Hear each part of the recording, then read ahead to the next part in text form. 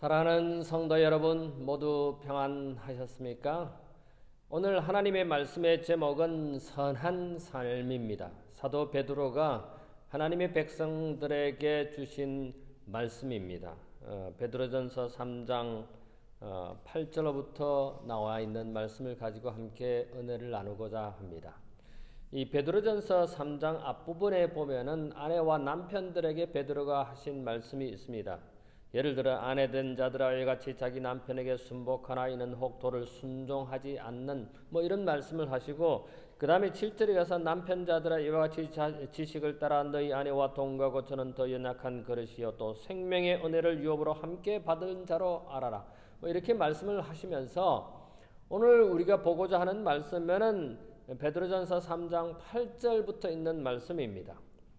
8장에 보니까 이렇게 기록하고 있습니다. 마지막으로 말하노니 너희가 다 마음을 같이하여 체류하며 형제를 사랑하며 불쌍히 여기며 겸손하며, 이렇게 등등 말씀을 전하고 있습니다.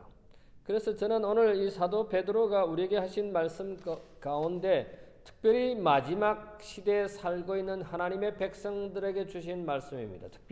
특별히 이 교회 안에 성도들 간에 하나님의 자녀들에게 주신 말씀을 기억하면서 오늘 저는 사도 베드로가 우리에게 주신 그 귀한 기별이 무엇인지를 확인하고자 하는 것입니다.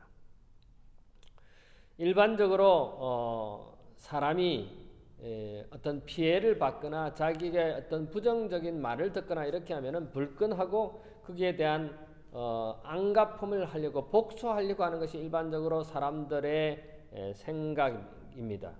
그래서 사도 베드로는 우리가 성도들 간의 교인들 간의 교회 안에서 어떤 선한 삶을 살아야 할 것인지를 오늘 저는 여기에서 세 가지를 좀 생각해 보려고 합니다. 베드로전서 3장 8절부터 12절에 나오는 말씀인데, 베드로는 이 교회 안에 있는 하나님의 백성들 간에 물론 첫 번째로는 세상 사람들을 향한 베드로의 말씀이고, 두 번째로는 교회 안에 있는 성도들에게 하신 말씀이라고 저는 생각합니다. 신앙생활의 중심지인 교회 안에서 성도들 간의 결속을 다져야 할 부분임을 강조하고 있고, 물론 세상이 공격해 올 때 세상 사람처럼 대응하지 말고 거룩한 삶을 유지하라고 하는 것이 사도 베드로의 말씀인 것입니다. 저는 어렸을 때 아이들을 키우면서 이 아이들이 숨바꼭질을 하거나 또는 어디를 갈 때 아버지인 제가 아이들 몰래 숨는 경우가 있습니다. 뒤에서나 이렇게 앞에서. 그러면 이 어린아이들이, 딸들이 아빠하고 함께 가다가 아빠가 갑자기 눈에 시야에 사라졌을 때 굉장히 당황합니다. 그럴 때 이제 아빠가 짜잔 하고 나타나면 아이들이 굉장히 두려워하던 얼굴에서, 걱정하던 얼굴에서 평안한 얼굴로, 기쁜 얼굴로 바뀌는 모습이 눈에 선합니다. 근데 우리 하나님의 백성들이 이렇게 어려움을 당하고 두려워할 때 하나님께서 숨어 계시지 않나? 그렇다고 영원히 숨어 계시지는 않는 것입니다. 언제나 우리를 돌보고 우리의 모든 일거수일투족을 보고 계시는 분이 우리의 하나님이시라고 하는 사실입니다. 그런데 베드로는 그런 하나님의 자녀들에게 하신 말씀이, 특별히 이 종말 시대에 우리에게 하신 말씀이 뭐냐면은 첫 번째로 선한 마음을 가지라는 것입니다. 여기 보니까 8절에, 베드로전서 3장 8절에 이렇게 말씀을 기록하고 있습니다. 마지막으로 말하노니 너희가 다 마음을 같이하여, 마음을 같이하라고 합니다. 여기 영어 성경에 보니까 in harmony with one another, 우리가 서로 간에 하나가 되도록, 마음이 하나가 되도록, 그래서 선한 마음을 가지라고 하는 것입니다. 우리가 하나가 된다고 하는 그 사실은 참 여러 가지 논리나 여러 가지 상황을 생각해 볼 때 쉽지가 않다는 생각이 듭니다. 각각 사람이 다르고 또 각각 그 처한 처지가 다르기 때문에 하나가 된다고 하는 것은 참 힘들어 보입니다. 근데 마음을 같이 한다고 하는 것은 어떤 말이나 의견이 일치하는 것이기보다는 우리의 마음에 하나가 된다고 하는 것입니다. 이것이 선한 마음입니다. 그런데 내 생각과 내 주장과 내 논리대로 어떤 일을 결정하고 상대하는 것이 아니라 양보하고 또 부드럽게 또 상대방의 약점을 이해하고 또 그들을 도와주는 그런 상대방이 되라고 하는 것입니다. 그런 이웃이, 그런 성도들이 되라고 하시는 말씀인 것입니다. 근데 마음이 하나가 되어서 어떻게 하라는 것이냐면 첫 번째 여기 8절에 보니까 너희가 다 마음을 같이하여 최휼하며, 최휼이 뭘까? 여러분, 최휼이 뭘까요? 그것은 처지를 이해하고 가엾게 여기는 것입니다. 이걸 다른 말로 말하면 동정이라고 우리가 표현할 수도 있고 또는 긍휼히 여긴다라고는 표현을 우리가 할 수 있습니다. 원래 어원에 보면은 이 헬라어에 보면은 심파테오라고 하는데 이 심파테오라고 하는 말은 함께 고통을 체험한다라는 그런 뜻인 것입니다. 그래서 연약함을 깊이 이해하고 동정하는 것입니다. 그 다음에 함께 고난을 당한다는 뜻입니다. 그래서 원래 이 체휼이라고 하는 뜻은 깊이 그 상대를 이해할 뿐만 아니라 함께 고난을 당한다고 하는 그런 뜻입니다. 여러분 이해하시겠습니까? 우리가 한 마음을 가지고 상대편에게 체휼한다고 하는 것은 그 상대편을 자세히 이해할 뿐만 아니라 그 상대편이 갖고 있는 지금 겪고 있는 고난을 함께 겪는다고 하는 뜻입니다. 우리가 종말 시대에 살아가는 우리의 삶에 있어서 어떤 고난이 오고 시련이 오고 혹은 다른 사람으로부터 공격을 받을 때에 우리는 그 상대 공격을 받는 우리의 이웃에게, 우리 교우들에게, 성도들에게 이 교회 안에서 그 사람의 사정을 깊이 이해할 뿐만 아니라 함께 고통을 당하고 함께 고난을 당하는 그 고난을 체험하는 것이 이 체휼이라고 하는 단어의 의미인 것입니다.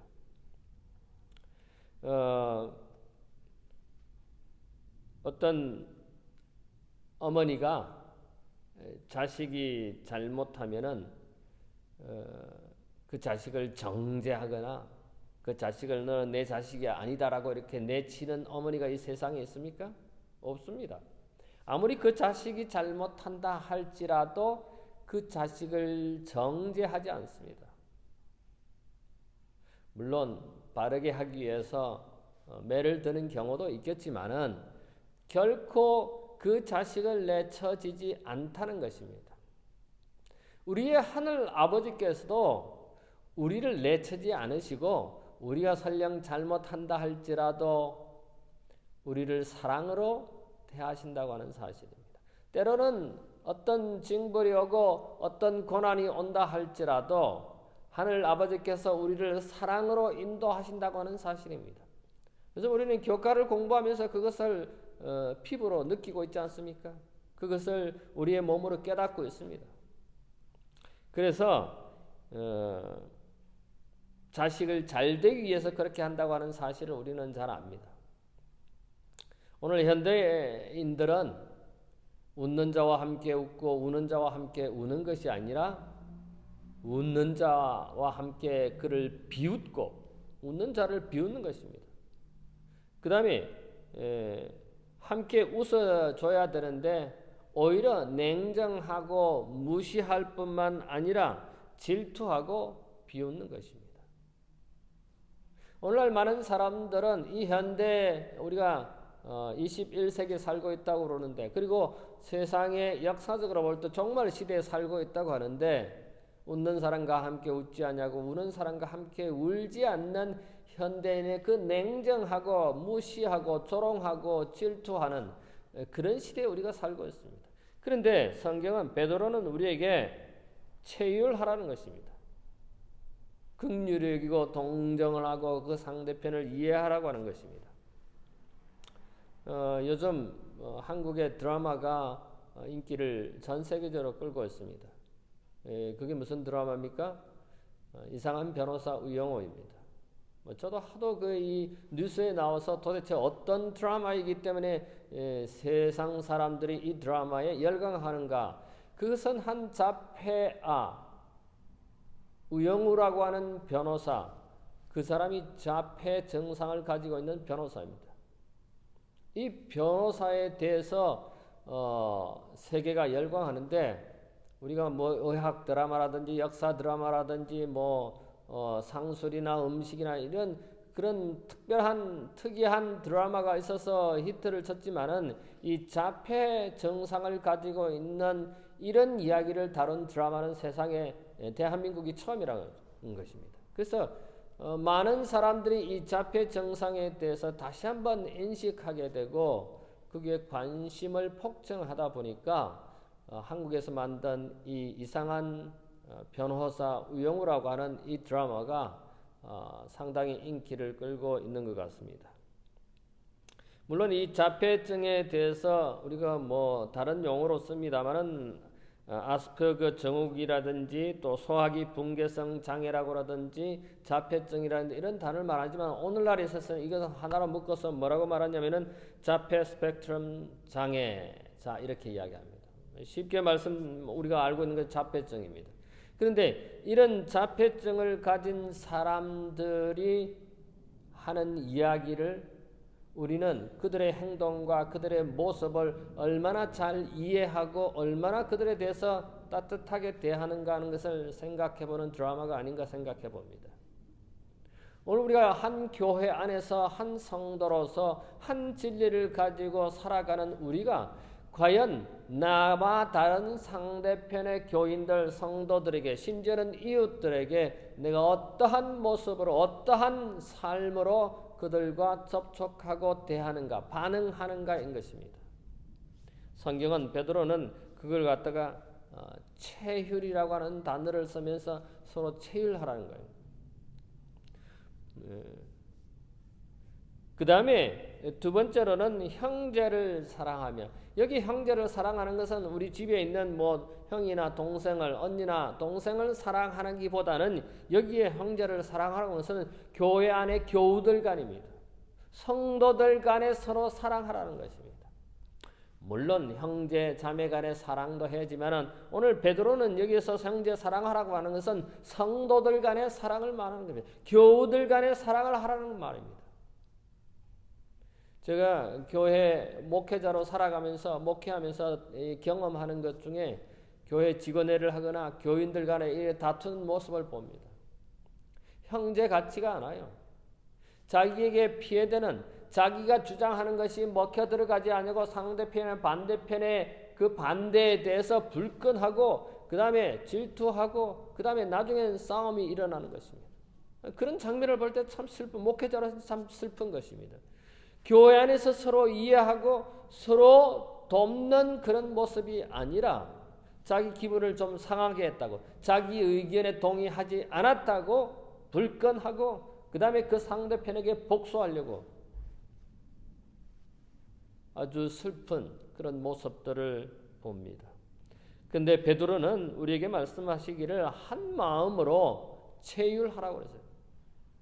그 다음에 두 번째로는 형제를 사랑하라고 그랬습니다. 성도들 간의 사랑이 필요한 것입니다. 그 다음에 세 번째로는 불쌍히 여기며, 우리가 성도들 간의 불쌍히 여김이 필요합니다. 가족 간의 불쌍히 여김이 필요합니다. 우리 이웃들에게 불쌍히 여김이 필요합니다. 불쌍히 여기지 않아요. 이 불쌍히 여긴다고 하는 것은 인간의 가장 깊은 감정을 의미하는 것입니다. 그 상대편을 불쌍히 여긴다고 하는 것, 우리 주님께서는 우리 인간을, 우리 사람을, 또 어려움을 당하는 우리 사람들에게 아주 불쌍히 긍휼히 여긴 그런 모습들을 우리는 성경에서 많이 보고 있습니다. 사랑과 동정이 가득한 모습으로 보시는 예수님의 모습을 우리는 생각해 봅니다. 여기에 불쌍히 여긴다고 하는 것은 정감 있는, 정이 있는 그런 뜻도 있습니다. 어떻게 보면 너무 냉정하고 정이 하나도 없이 무뚝뚝하게 아주 찬바람이 쌀쌀 부는 그런 교우 관계가 아니라, 이웃과의 관계가 아니라 정이 있는, 감동이 있는 그런 관계를 만들어 가라고 하는 것이 이 베드로가 우리에게 하시는 말씀입니다. 불쌍히 여기라고 하는 것입니다. 상대편에 어떤 어려움이 있고 상대편에 어떤 약점이 있을 때 그걸 이해하고 불쌍히 여기라는 것입니다. 그들의 약점을 이용해서 그 사람에게 어려움을 주고 내가 이익을 얻고자 하는 그런 것이 아니라 그 상대편을 이해하고 그 상대편을 동정하고 그 상대편을 불쌍히 여기라는, 긍휼히 여기라고 하는 것입니다. 이것이 사도 베드로가 우리에게 오늘 말씀하시는 것입니다. 특별히 이 21세기는 참 무정한 시대입니다. 정이 없습니다. 우리 한국 사람의 특징은 정이 있는 것입니다. 외국인들이 우리 한국에 와서 우리 한국 사람들과 만남을 통해서 그들이 말하고 감동을 받는 것은 뭡니까? 이 한국 사람들은 한국은 정이 있다고 하는 것입니다. 우리의 자녀들에게, 우리의 이웃들에게, 성도들 간에 정이 가득한 이 교회가, 우리의 가정이, 우리 개개인이 되었으면 참 좋겠습니다. 너희는 다 마음을 같이하여, 마음을 하나가 되어서 체휼하며, 그 다음에 형제를 사랑하며, 그 다음에 세 번째 불쌍히 여기며, 이게 선한 마음입니다. 여러분, 뿐만 아니라 여기 마지막에 8절의 마지막에 불쌍히 여기며 겸손하며, 네 번째는 겸손하라는 것입니다. 여러분, 겸손이 뭔지 다 아시죠? 뭐 제가 깊이 설명 안 해도 여러분 다 아실 것입니다. 그리스도인들이 마땅히 가져야 할 성품이 바로 겸손인 것입니다. 겸손이 뭡니까? 낮아지는 것입니다. 그 상대편에 대해서 내가 낮아지는 것이 겸손인 것입니다. 그래서 영어에 보면은 이해라고 하는 단어를 일반적으로 씁니다. 이해는 understanding입니다. 영어로 under, 밑에 있는 단어입니다. 그 상대편은 서 있고 자기는 그 책상 밑에 있는 것이 understanding입니다. 상대편을 그렇게 이해하라고 하는 것입니다. 그게 바로 겸손이에요. 상대편보다 내가 낮아지는 것이 겸손이라는 것입니다. 우리는 상대편보다 잘하려고 애씁니다. 상대편보다 높아지려고 애를 씁니다. 상대편보다 능력 있는 것처럼 말하고 행동하고 그렇게 대우를 받기를 원합니다. 근데 성경은 뭐라고 말하냐면은 겸손하라는 것입니다. 상대편보다 낮아지라는 것입니다. 성도들 간에, 교우들 간에 그 상대편의 교우들보다는 내가 낮아지라는 것입니다. 사랑하는 우리 가족 여러분, 베드로는 오늘 우리에게 성도들 간에 낮아지라고 하는, 겸손하라고 하는 것입니다. 여러분, 우리가 겸손하면 최고의 모범자는 누굽니까? 예수 그리스도이시죠. 근데 빌립보 2장 6절로부터 11절에 보면은 예수님께서는 종의 형체를 가지고 이 땅에 오셨다고 했습니다. 여러분, 종이 뭡니까? 종은 노예입니다. 노예는 주인이 시키는 모든 일에 순종하는 것입니다. 여러분, 그렇게까지 종의 모습, 종의 형체를 가지고 이 땅에 오셔서 우리 인간을 돌보아 주신 예수님, 진짜 겸손한 분이신 것입니다. 예수님께서는 이 땅에 종의 형체를 가지고 오셔서 어떻게까지 우리를 위해서 사셨습니까? 죽기까지. 아무런 십자가의 극형에 달련 못에 박혀서 돌아가셔야 할 아무런 죄를 짓지 않음에도 불구하고 예수님께서는 죽기까지 우리를 사랑하셨고 우리를 섬기셨습니다. 과연 우리는 성도들 간에, 가족 간에 이러한 예수님의 모범처럼 내가 십자가에 못 박히는 그런 억울함에 있음에도 불구하고 참으시고 인내하시고 겸손하게 우리를 위해서 돌아가신다고 하는 사실을 생각할 때 우리는 감사하지 않을 수가 없는 것입니다. 우리도 예수님처럼 그런 종의 형체로 살아가게 되기를 바랍니다. 예수님께서는 우리 인간의 몸으로 인간으로 오셔서 그 신의 어떤 능력도 사용하지 않으신 인간의 본래의 모습, 인간의 모습대로 그 모든 연약함을 가지실 뿐만 아니라 모든 욕을 다 감당하신 주님께서 오늘 우리를 향하여 이렇게 말씀하십니다. 너희도 겸손하라. 너희도 낮아지라고 하는 것입니다. 상대편을 높이고 내가 낮아지는 것이 겸손이라고 하는 사실입니다. 이러한 마음이 선한 마음인 것입니다. 사랑하는 우리 가족 여러분, 베드로가 우리에게 말씀하신 마지막으로 말하노니 너희가 다 마음을 같이하여 체휼하며 형제를 사랑하며 불쌍히 겸손하라고 하신 이런 선한 마음을 가지시는 여러분과 제가 되기를 간절히 바랍니다. 베드로는 두 번째 우리에게 말씀하시기를 선한 입술을 가지라고 말합니다. 선한 입술이 뭡니까? 선한 언어를 가지라는 것입니다. 자, 9절부터 한번 보겠습니다. 악을 악으로 욕을 욕으로 갚지 말고 도리어 복을 빌라. 이를 위하여 너희가 부르심을 입었으니 이는 복을 유업으로 받게 하려 하심이라. 그러므로 생명을 사랑하고 좋은 날 보기를 원하는 자는 혀를 금하여 악한 말을 그치고 그 입술로 괴의를 말하지 말고 좋은 입술을 가지라는 것입니다. 선한 입술을 가지라는 선한 언어, 좋은 말, 선한 말을 하라는 것입니다. 여기 앞부분에 보니까 악을 악으로 갚지 말고 욕을 욕으로 갚지 말고, 여러분 제가 아까도 말씀드렸듯이 교회 안에서 가끔 상대편이 나와 다른 의견을 말하고 공격한다고 생각하고 악을 악으로 갚으려고 그러는 것 같아요. 심하게는 욕을 욕으로 갚으려고 하는 것이에요. 근데 여기 베드로는 오늘 우리에게 악을 악으로 욕을 욕을 갚지 말고 도리어 복을 빌라. 상대편을 나에게 악을 항행한다 할지라도, 나에게 나쁜 말을 한다 할지라도 상대편을 축복하라는 것입니다. 그런데 우리는 제가 목회하면서 보니까 상대편을 복을 구하는 것이 아니라 정말 악을 악으로 갚으려고 하고 원수 갚으려고 하는 것처럼 하는 모습을 많이 봅니다. 그런 모습을 볼 때 목회자로서는 참 가슴이 아픕니다. 왜 우리가 형제 자매끼리, 왜 우리가 하나님의 자녀들끼리 이 교회 안에서, 직원회 안에서 이런 음성을 높이고 상대편을 삿대질하고 싸움이 일어나게 할 이유가 뭐가 있습니까? 상처받을 이유가 뭐가 있습니까?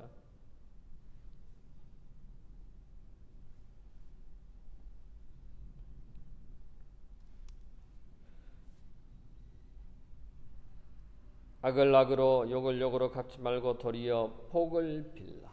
오히려 상대편에게 축복하라는 것입니다. 이 일을 위하여 너희가 부르심을 입었으니 이는 복을 유업으로 받게 하려 하심이라. 여러분, 상대편을 축복한다고 해서 내가 아무것도 되지 않는 것이 아니라 상대편을 축복함으로써 내가 복을 받는 것입니다. 우리가 이렇게 축복하기 위해서 하나님의 부르심을 받았다고 했습니다. 이거 뭐라고 말씀드려요? 너희가 부르심을 받아서 이를 위하여, 뭘 위하여? 복을 비는 일을 위하여. 우리는 상대편의 복을 비는 축복하는 사람이 되어야겠습니다. 저주하는 것이 아니라, 안갚음하는 것이 아니라, 시기하고 질투하는 것이 아니라, 부정적인 입술로 다른 사람들을 말하는 것이 아니라 오히려 상대편을, 오히려 다른 성도들을, 오히려 다른 교우들을 축복하는 여러분과 제가 되었으면 참 좋겠습니다.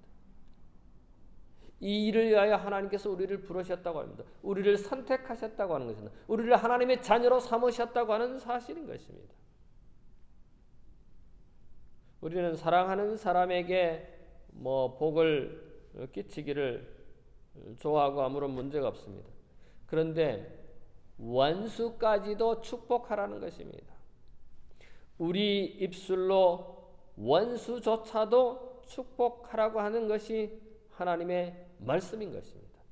이런 축복을 비는 이유는 여러분과 제가 그 축복을 빌음으로 인해서 그 축복이 나에게도 온다고 하는 사실입니다. 사람에게 가장 큰 축복은 다른 이들에게 축복이 되는 것입니다. 내가 다른 사람에게 축복이 되는 것입니다. 이게 가장 큰 축복인 것입니다. 하늘나라에는 행복을 나누는 습관을 가진 사람들이 사는 곳이라고 하는 것입니다. 하늘나라는 나만 가지는 그런 사람들이 사는 곳이 아니라 나의 복을 다른 사람들과 나누는, 다른 사람에게 축복을 비는 그런 사람들이 사는 곳이 하늘나라라는 것입니다. 거꾸로 말하면은 만약에 그렇게 하지 않으면 하늘나라에 내가 못 간다는 것입니다. 여러분, 축복을 나누는, 복을 나누는 그런 여러분과 제가 되어서 하늘에 있게 되기를 간절히 바랍니다. 여러분 그렇게 하시지 않겠습니까?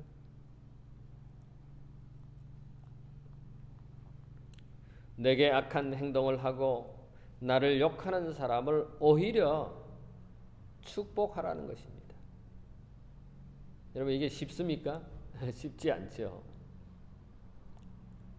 나에게 욕을 하고 나에게 손해를 끼치는 사람에게는 안갚으려고 복수하려고 하는 것이 우리 인간의 마음인 것입니다. 그런데 하나님의 자녀들은 이런 축복을 하기에 부르심을 입었다고 성경은 우리에게 말하고 있습니다. 베드로는 말씀하신 것입니다. 그러므로 설령 상대편이 설령 다른 교우께서 여러분과 저에게 어려움을 준다 할지라도 나쁜 언어를 말한다 할지라도 손가락질한다 할지라도 질투한다 할지라도 나에게 손을 끼친다 할지라도 그들을 축복하라고 하는 것입니다. 그 축복을 할 때 그 축복이 나에게도 복이 된다고 하는 것, 축복이 된다고 하는 사실인 것입니다. 근데 3장 10절에 보니까 그러므로 생명을 사랑하고 좋은 날 보기를 원하는 자는 혀를 금하여 악한 말을 그치며 금하라. 하지 말라고 하는 말이 있는데 혀를 금하여 악한 말을 하지 말라는 것입니다. 부정적인 말을 하지 말라는 것입니다. 나쁜 말을 하지 말라는 것입니다. 대부분의 문제가 일어나는 것에 이야기를 들어보면은 그 말 한마디 때문에 가슴에 상처를 받고 그 다음에 결국은 신앙을 떠나는 지경에까지 이르는 것을 봅니다. 오늘 우리 주위에 같이 있어야 할 사람들이 우리와 함께 자리를 하지 못하는 것은 그 말 한마디 때문에 그 부정적인 말 때문에 가슴에 상처를 안고는 도무지 교회 못 나오겠다는 것입니다.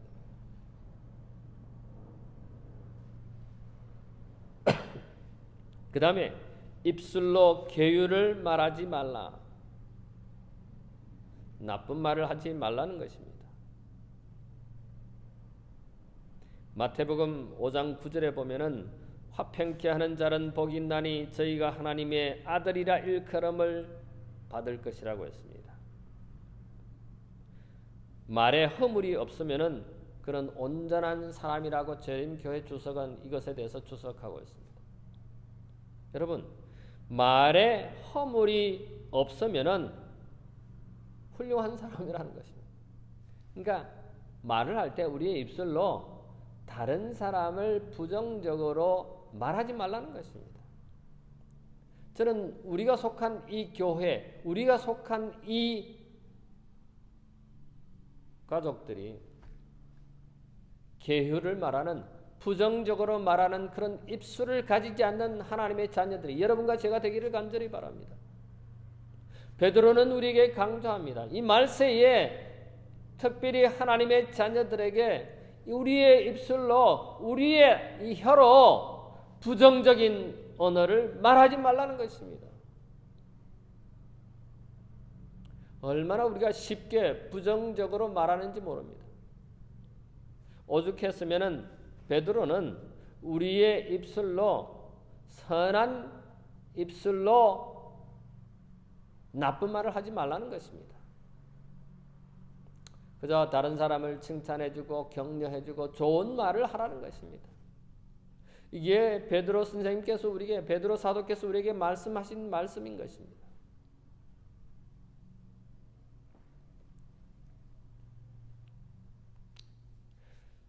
죄 없는 완전한 우주는 모든 지성을 가진 자들의 유일한 관심사는 다른 사람들의 행복이다. 얼마나 아름다운 말입니까? 하늘나라의 죄 없는 완전한 우주, 하늘나라는 그들의 유일한 관심사는 다른 사람들의 행복이라고 그랬습니다. 오늘 우리가 속한 이 교회가, 우리가 속한 이 단체가 이런 마음을 가지고 살아갔으면, 그런 마음을 가진 교회와 구성원이 되었으면 참 좋겠습니다. 우리의 관심이 상대편의 행복을 생각하는, 축복하는 우리 모두가 되었으면 참 좋겠습니다.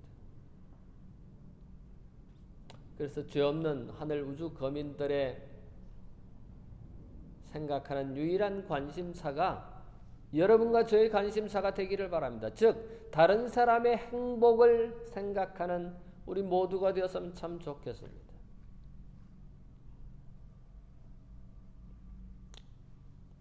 여기 우리는 사도 베드로께서 우리에게 말씀하시기를 선한 마음을 가지고 선한 입술로 선한 말, 좋은 언어를 사용하라는 것입니다. 그 다음에 세 번째 12절에 보면은 주의 눈은 의인을 향하시고 그의 귀는 저의 간구에 기울이시되 주의 낯은 악행하는 자들을 향하시느니라 하였느니라. 여기 보니까 선한 행위에 대해서, 선한 행동에 대해서 이야기하고 있습니다. 세 번째로 베드로는 우리에게 말씀하시기를 선한 행위를 하라는 것입니다. 이게 뭐라고 말했습니까? 주의 눈은 의인을 향하시고 그의 귀는 저의 간구에 기울이시되 주의 낯을 악행하는 자들을 향하시느니라 하였느니라. 11절에 악에서 떠나 선을 행하고 화평을 구하여 이를 쫓으라. 뭐라고요? 악에서 떠나 선을 행하라고 했습니다. 선한 행위를 하는 여러분과 제가 되기를 간절히 바랍니다. 그리스도인이 타인에게 할 수 있는 최선의 말입니다. 그래서 우리는 베드로전서 3장 10절에 여기에 나와 있는 말씀처럼 생명을 사랑하고 좋은 날 보기를 원하는 자는 혀를 금하여 악한 말을 그치며 그 입술로 계의를 말하지 말고, 이런 좋은 언어들을 사용하라는 것입니다. 오히려 박해자들을 저주하기보다는, 안갚음하려고 하기보다는, 원수를 갚으려고 하기보다는 오히려 그들을 뭐라고요? 축복하라는 것입니다.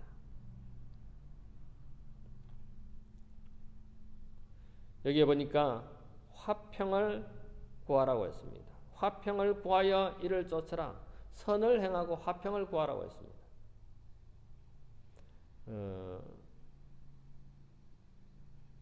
베드로전서 3장 10절에 나와 있는 이 말씀처럼 여러분과 제가 화평을 구하는, 선한 말을 하는, 선한 입술을 가진, 선한 언어를 하는 여러분과 제가 되기를 간절히 바랍니다.